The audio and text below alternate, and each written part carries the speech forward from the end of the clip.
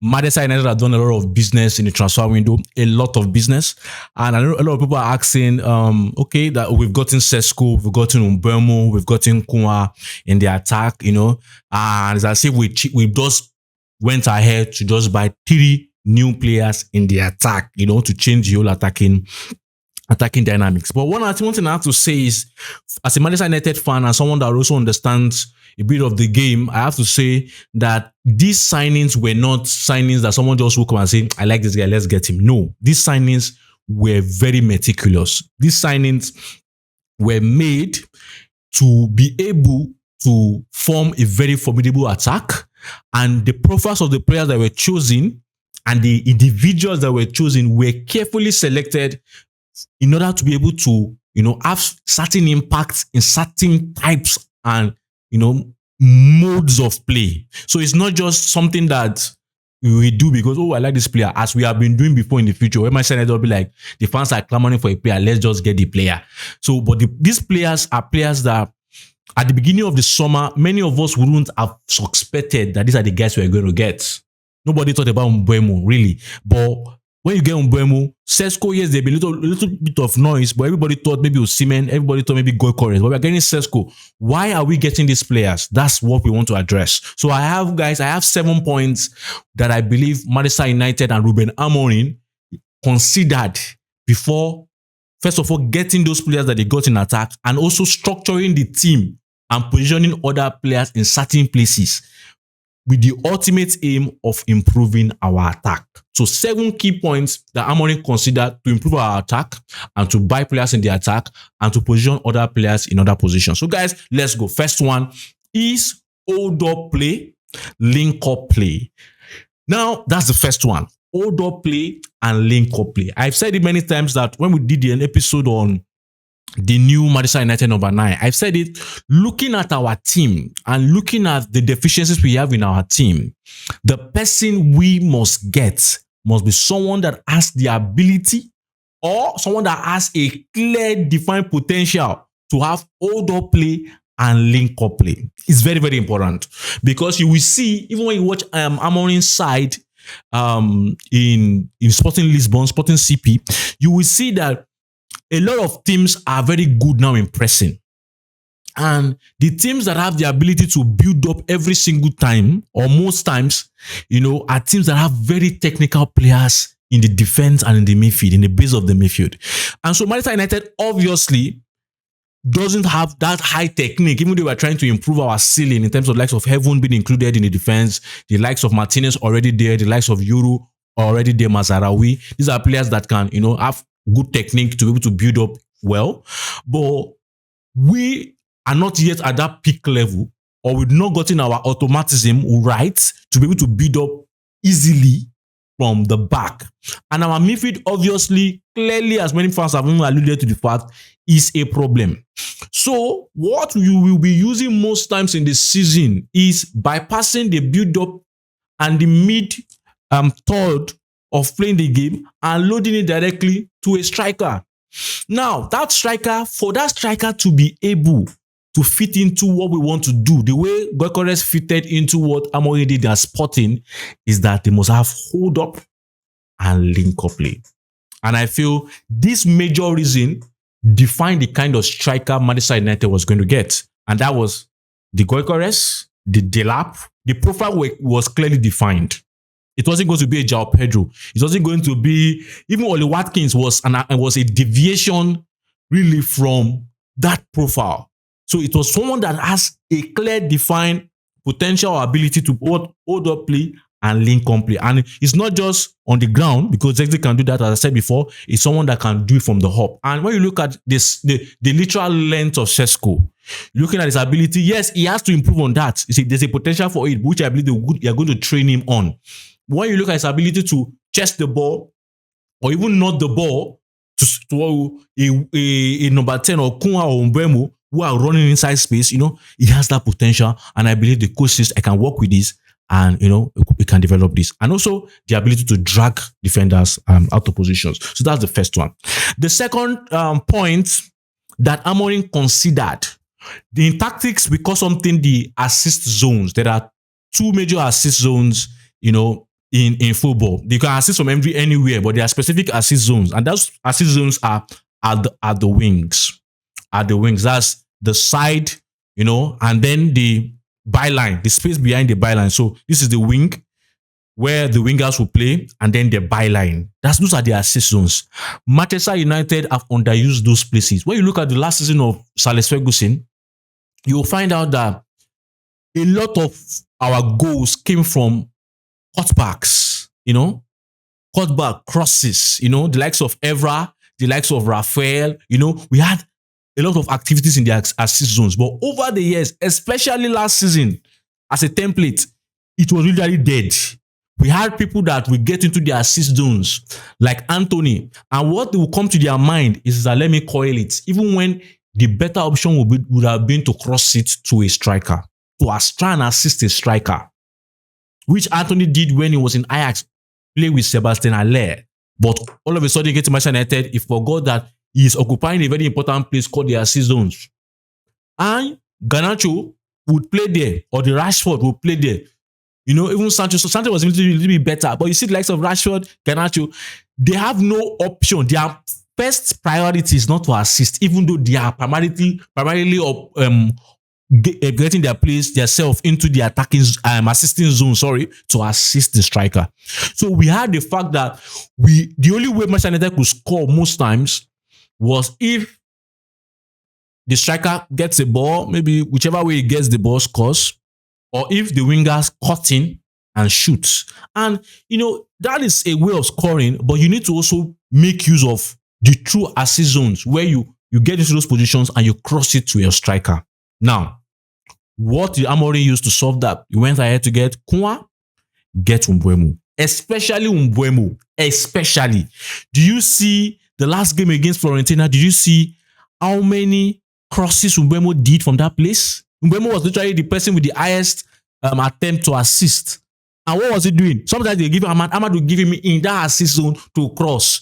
But now, as they are crossing, we had some balls that likes of Casemiro, Maguire, not dead, but didn't get there. Now imagine getting a striker like Sesko at the end of those crosses. Now, I think now you can see the game plan is becoming clear. Why Sesko was the striker chosen. Why Mbeumo, because Mbeumo is not just one that can do those crosses. Mbeumo is also one that can run to the byline and use his right leg to cut it back. Mbeumo is also someone that can also move into space and create a way for Ahmad, who also tried a lot of cutbacks in that game. I guess a few cutbacks in that Fiorentina game to enter that space and do a cutback to the strikers or the other midfielder that is inside or Cunha. So you can see this. Cunha is also someone that can go through that place. Someone that can also create a space for the likes of Dogu to go, which we saw. So you can see that the second point they were really to solve was to activate our assist zones. Manchester United assist zones have been dead for years. And I believe I can see clearly that the assist zones are being activated. The third one is the strategy against low block teams. Now, for you to have a very good attack, you must be able to have your team designed to counter any defensive shape and any defensive positioning of your opponent. Now, we've talked about assist zones, we're talking about hold up play, link up play, and the likes. Now, the third one is your strategy against low block teams. Teams, when you begin to play well, one of the signs of playing well is that there are some certain things that are less than you will sit back in a low block. They will defend. Like the way Tottenham also defended in the final and we could not penetrate. Now, what do you need to solve that? There are different ways to solve that. One major way to solve that is that you need people that are skillful. People that can make the opponent commit foul in front of the box. Or people that are skillful enough to wipe a cross in that tight space and score. Who else does that? Among other teams in the Premier League, apart from the big six, than Matheus Cunha. Do you know how many goals Matheus Cunha scored in that hole in front of the box? 18. That's why it's there. Matheus Cunha also is someone that can drive the ball, do some skills, and can fall. We saw it this preseason.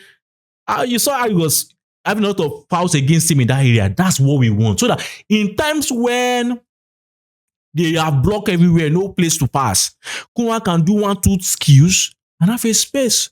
Mbeumo also can do 1-2 skills and have a space. Cunha can drive and try to enter that space and create something out of nothing when everything is blocked. These are the reasons why those guys were gotten. Those are the reasons why those guys were gotten. So you also need players, when you are playing against a low block, you need players that have the ability to take one-touch passes. You don't need players that will hold on to the ball too much. You don't need players that will try and take ambitious passes that will give the opponent chance to counter-attack you when you are out of shape defensively. You need people that can take precise, measured, and intelligent short passes within that hole to beat them. And that's why you see that Mbeumo was brought in, Cunha was brought in. And that's why I tell people that because of what I see that Amorim wants to do in terms of short passes in the spaces, in the short spaces in front of the box 18, you don't need Bruno there. Because Bruno is someone that you cannot trust to just make it small and move. You know, small pass and move to kind of create a way to break the low block. Bruno might decide to take an ambitious thing that will now what? That will now affect the team. But now, number four. Now, I mean, I said Bruno should not play that number 10. Be like, oh, okay, so are you not telling us that Bruno should play number 8? Yes. Bruno in number 8 has his advantages. And you saw that against Fiorentina, for example. How that he was just controlling. He was measured against Fiorentina. And that's the Bruno I want to see progress in that same, don't worry. I think the message to Bruno is, don't worry about creating for this team. Sometimes the things Bruno Fernandes does at Manchester United is because for years he has had the sole responsibility of creating for this team. Tell him, we have other creators. Cunha is there, Mbeumo is there, Ahmad is there, Mason Mount is there. Your own duty is create and control the tempo for this team. Be measured. And another advantage of Bruno playing as a number 8, which Amorim also factored in. Now, I'm saying the secret now, but what the Amorim factored in is that when the team is playing a mid-block, which we have seen for years, against your team, a mid-block, defending in the middle of the park, not a low block now, a mid-block, Bruno has the technical ability to play behind the defensive line and allow the likes of Mason Mount, Cunha, Mbeumo, Ahmad, Dogu to take the defensive line and that eye line of the opponent, you know, to take them by surprise. And that's why you see that Manchester United, we always beat Aston Villa. On that, we beat Aston Villa because Aston Villa most time at that point were playing a high line. And Bruno is someone that just knows the run of Rashford, knows the run of Garnacho, and knows how to. So you can see everything is coming into play. Even when they are doing a low block, Bruno is someone that has the technical ability and the intelligence to know when to receive from here and switch it here to still have possession, you know, because you need ball recirculation. So someone that, but he needs to be careful with that so that he doesn't try an ambitious. So there are things he needs to learn. But if you understand, you see that this guy has what it takes. There's that talent. It's still like a rough gold or rough diamond that you can see sharpen and tell him to be measured. And you will see Bruno Fernandes. That I think the time we will see Bruno Fernandes getting to this time is when you see that he regains his high level of pass completions. I think when you see Bruno making maybe 100 passes or 200 passes in a game and he's getting like 90% accuracy, Manchester United is balling. I'm telling you. Because Bruno is someone that doesn't just pass it sideways. He's someone that tries many things. And if he can still have that creativity but be measured, this guy is going to be a foundation for our success in the future. For the many number of years he's going to remain. So it's not someone we should sell. It's someone that I have seen that this guy has a lot of qualities that we need and qualities that we might not easily get out there. Now, another way to improve your attack that Amorim also considered was pressing and counter-pressing. Pressing and counter-pressing. One player that springs to mind, all of the players can do it. We have in that front, we have guys that will run now. Sesko was made and manufactured in the Leipzig and Salzburg of the Red Bull Group football. The pressing is your life there. That's there. Cunha is not a lazy guy. Mbeumo is not a lazy guy. Pray for Brentford, high intensity. Nobody had the number of runs of an attacker last season than Mbeumo. These are high-intensity guys, right? Mason Mount, fantastic. Pressing, counter-pressing. Did you see against Fiorentina the way he pressed and dispossessed in the middle of the park there, dispossessed one player? I think you remember that piece of action. Pressing, counter-pressing. So this team is a team that people are not seeing it, but we are seeing it. That, yes, it looks like Man United is just going through but Amorim is building something. He's building an attacking side that is ready to face different kinds of teams and different kind of situations and to mount an attack to score goals. And it will be nice when you have those pressing monsters in front of you and you now have someone that can also do the transition during counter attacks or during your counter press, which is Bruno Fernandes.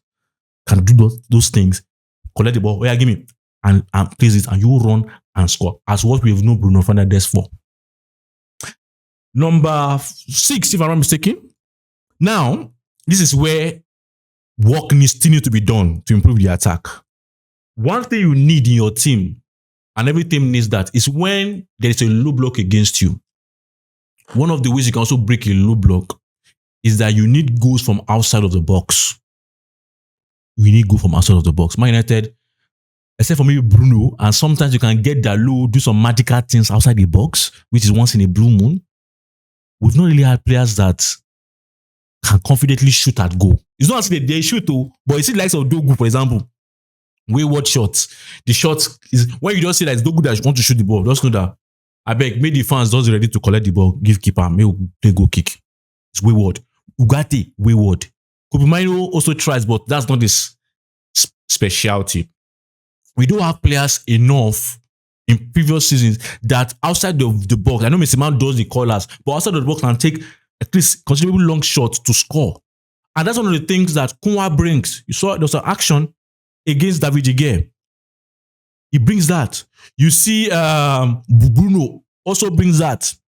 You know, Baleba will bring that if this end up being signed. That's one of the things that you consider. We want a midfielder, although it's athletic, although it's everything, but a midfielder that can also give us those kinds of goals because people will sit deep. And when teams sit too deep, the way to score against them is to hit them with shots from outside of the box. Right? That's another way to get goals. That's another thing they are considering. And lastly, you need a team that can turn defense to attack quickly. And there are two ways to turn defense to attack quickly. One way we know in Manchester United is through the long ball. Bruno Fernandes long.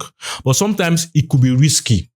Sometimes the long ball could also make sure that, or could also happen that the player you are passing the long ball to can be isolated.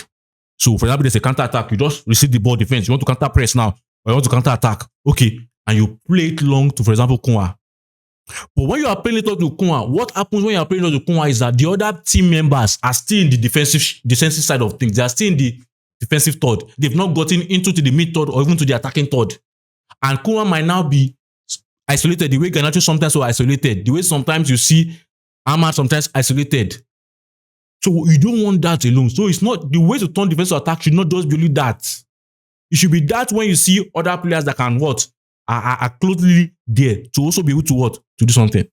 So what you want is also you want your team to have the capacity to be able to drive the ball forward.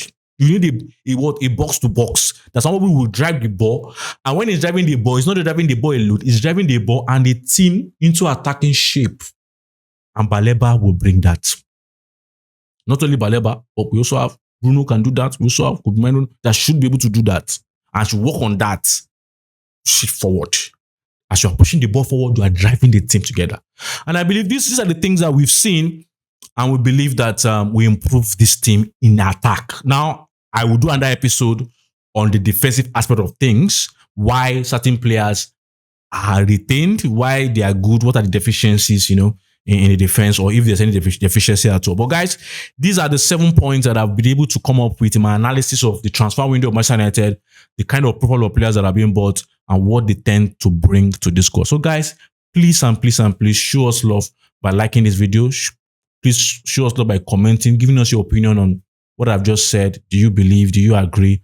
Do you disagree? Let us know. Let us know. Let's have that conversation in the comment section. And please, guys, don't forget to like this video. Don't forget to share. And most importantly, don't forget to subscribe. Please, your subscription gives us the motivation to keep giving you this amazing goodness. Until I see you next time. Bye.